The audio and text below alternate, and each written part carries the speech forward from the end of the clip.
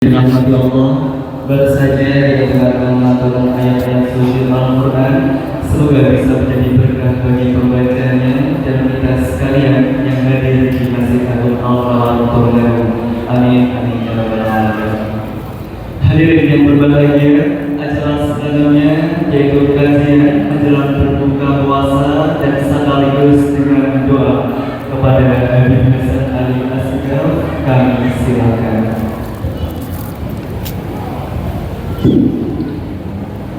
Assalamualaikum warahmatullahi wabarakatuh.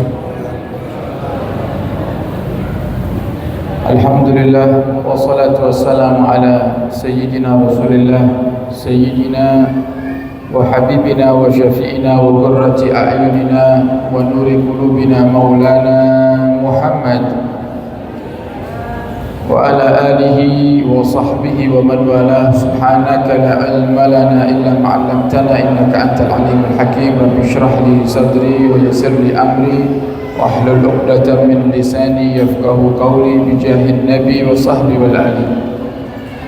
Dusurukum ya ahlal darak, dusurukum ya ahlal nawbah, dusurukum ya ahlal hali wal agad. Amma ba'd. Qala musannif rahimahullah wa nafa'ana bihi wa bi ulumihi fid darain amin. Fa in qala laka in kunta sa'idan indallahi fa innaka la muhalata tasiru ila al-jannati sawa'un kunta ta'ian aw 'asiyan. Melanjutkan kajian di dalam kitab Risalah Adab Sulukul Murid karya Imam Haddad. Beliau mengatakan bahwasannya beramallah kamu itu karena Allah Subhanahu wa taala. Dan itu adalah tingkat daripada kemuliaan seorang hamba di saat dia bisa beramal bukan karena berharap sesuatu tapi memang murni karena Allah Subhanahu wa taala. Dan bahkan para ulama mengatakan, Bapak Ibu, orang yang paling baik ibadahnya itu adalah orang yang murni beribadah lillahi ta'ala, karena Allah ta'ala. Bahkan sekalipun untuk menggapai surga dan neraka, dia tidak peduli akan itu. Yang penting dia beribadah kepada Allah. Ada kalanya manusia itu beribadah karena ingin masuk surga, juga ada kalanya manusia itu beribadah karena takut neraka. Dari ketiga alasan ini, yang paling mulia dan paling dicintai oleh Allah adalah mereka yang beribadah hanya karena Allah, semata-mata karena menjalankan perintah Allah Subhanahu wa taala. Urusan surga neraka dia pasrahkan kepada Allah. Sehingga di sini Imam Haddad menasihati kaula panjenengan sedaya, fa in qala laka in kunta sa'idan indallah fa innaka la mahalata tasiru ilal jannati sawa'un kunta ta'ian aw asiyan. Kata beliau, jika kaula panjenengan dibisiki oleh setan dan setan itu berkata, buat apa kamu itu capek-capek ibadah kalau memang kamu itu Allah takdirkan masuk surga, maka walaupun kamu ahli maksiat, maka kamu pasti akan masuk surga. Atau terkadang setan mengatakan, kenapa kamu tinggalkan maksiat? Apakah kamu takut neraka? Kalau kamu memang Allah takdirkan masuk surga, walaupun kamu ahli maksiat, maka kamu akan masuk surga. Ini kata setan.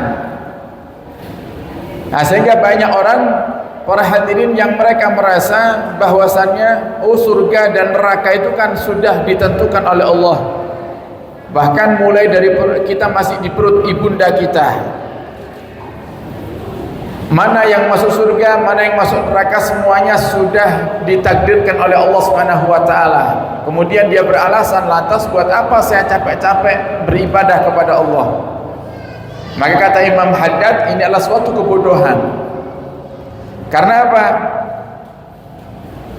Wa in kunta, karena setan itu, para hadirin, tidak ada yang memiliki tujuan untuk memasukkan kaula panjenengan ke dalam surga, enggak ada. Jadi kalau sudah itu bisikan dari setan, ya pasti tujuannya kepingin kaula panjenengan masuk ke dalam neraka. Walaupun seakan-akan apa yang dikatakan setan itu benar. Dia katakan surga neraka itu sudah Allah tentukan. Semua manusia yang terlahir di dunia ini Allah sudah catat mana yang ahli surga dan mana yang ahli neraka. Itu benar.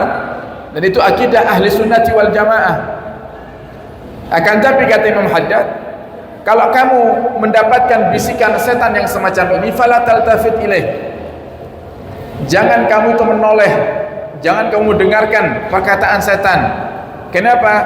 Wadzalika li anna amra sabiqah ghaibun la yatali'u alaih, karena perkara yang terdahulu itu, jadi urusan takdir itu ghaibun, enggak ada yang tahu kecuali Allah Subhanahu wa taala.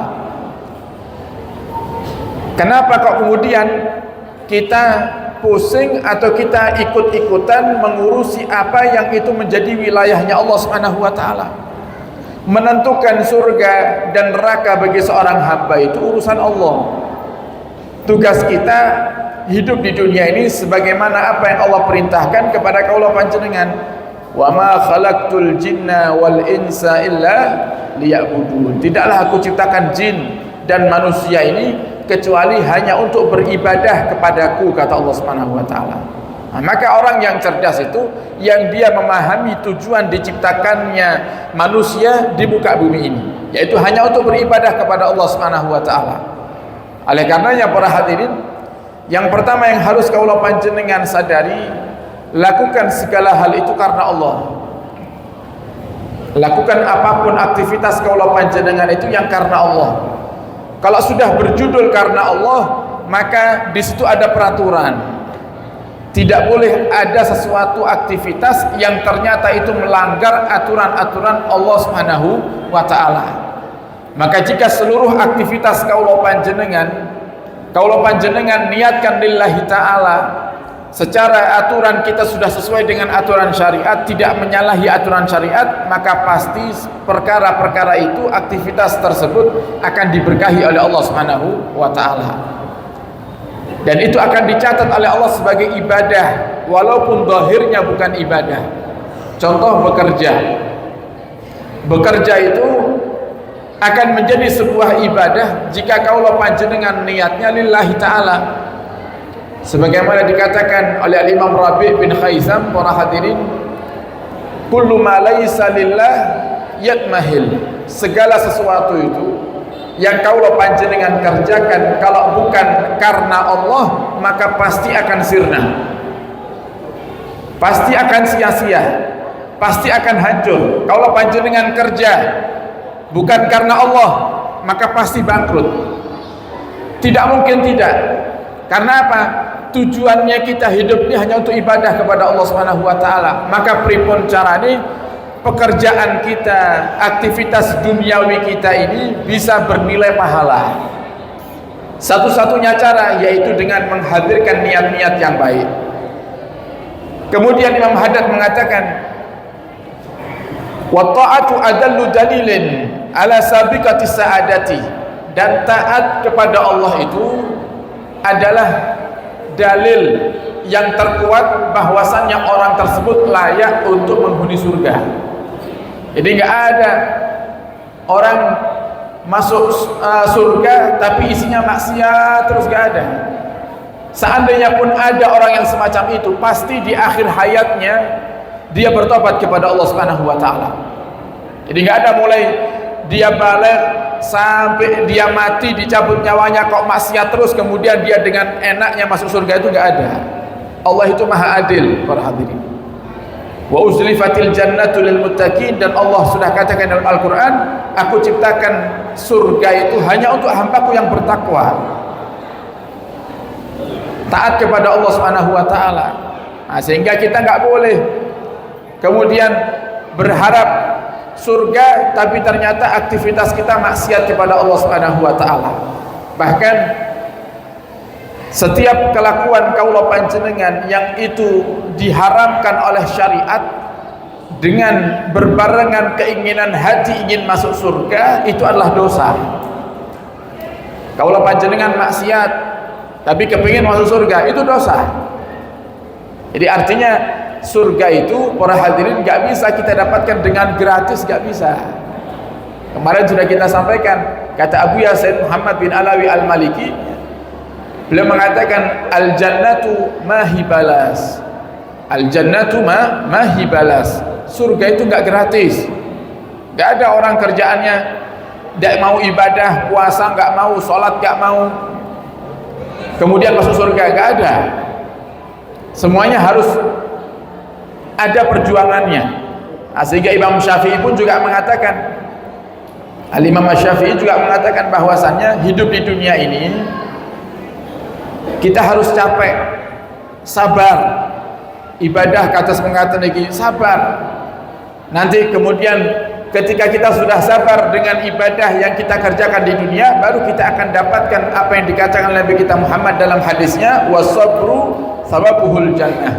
Dan sabar itu balasannya adalah surga. Wa ma bainal muti' wa bainal jannah illa an yamuta ala ta'atih. Dan antara ketaatan atau ibadah kaula panjenengan dengan surga itu, para hadirin, penghalangnya adalah namung setunggal. Napa niku? Kehidupan dunia ini. Kalau kita sudah ibadah, kemudian kita meninggalkan dunia dalam arti kita wafat, maka dilihat, kalau wafatnya dalam keadaan yang baik atau yang kita kenal dengan keadaan husnul khatimah, maka kita layak untuk masuk surganya Allah Subhanahu wa taala. Makanya kita nggak cukup ibadah kemudian kita merasa diri kita sudah baik, itu nggak boleh dalam syariat. Kenapa? Karena Nabi kita Muhammad SAW beliau mengatakan suksesnya manusia hidup di dunia itu dilihat dari pungkasannya, dilihat dari akhirnya. Ada orang kata Nabi itu tiap hari ibadah terus, giliran nyawanya mau dicabut oleh Allah dia maksiat. Kemudian tengah-tengah maksiat dicabut nyawanya oleh Allah sehingga matinya gimana? Su'ul khatimah. Walaupun bertahun-tahun bahkan puluhan tahun dia sudah ahli ibadah. Ada sebaliknya orang itu yang ahli maksiat terus. Begitu sudah mendekati ajalnya, Allah berikan hidayah, dia bertobat kepada Allah Subhanahu wa taala, dan kemudian dia mati dalam keadaan taubatnya sudah terima dan mati husnul khatimah. Dari hadis Nabi ini, para hadirin, yang perlu kaula panjenengan ambil pelajaran itu adalah jangan sampai dengan ibadah yang sudah kita kerjakan itu kemudian kita merasa diri kita baik dan layak untuk masuk surga. Makanya kan sering kita dengar syair, ilahi lastu lil firdausi ahla wala aqwa ala naril jahimi. Ilahi, wahai Tuhanku, ya Allah, lastu lil firdausi ahla, aku ini tidak pantas untuk masuk surga firdausmu ya Rabb. Wala aqwa ala naril jahimi, tapi aku juga tidak kuat jika kau masukkan ke dalam neraka-Mu ya Allah. Syair ini mengajarkan kepada kaula panjenengan untuk menjadi seorang hamba yang ketika sudah beramal jangan sekali-kali kaula panjenengan merasa diri kita baik. Karena orang yang merasa dirinya baik itu ya adalah pengikutnya iblis. Maka oleh karena itu para hadirin, ayo kita benahi hati kita niat untuk semakin semangat beribadah kepada Allah Subhanahu wa taala, terkhusus di penghujung Ramadan yang ini waktu-waktu yang tepat untuk kita menambah semangat kita beribadah kepada Allah Subhanahu wa taala. Maka semoga Allah jadikan kita di bulan Ramadan ini termasuk hamba-hambanya yang mendapatkan ampunan, diberkahi umurnya, dipanjangkan umurnya dalam ketaatan serta sehat wal afiah, dan Allah kabulkan semua hajat kita, hajat dunia, hajat akhirat, dan Allah wafatkan di akhir hayat dalam keadaan husnul khatimah. Ala hadhiniyah bisril Fatihah.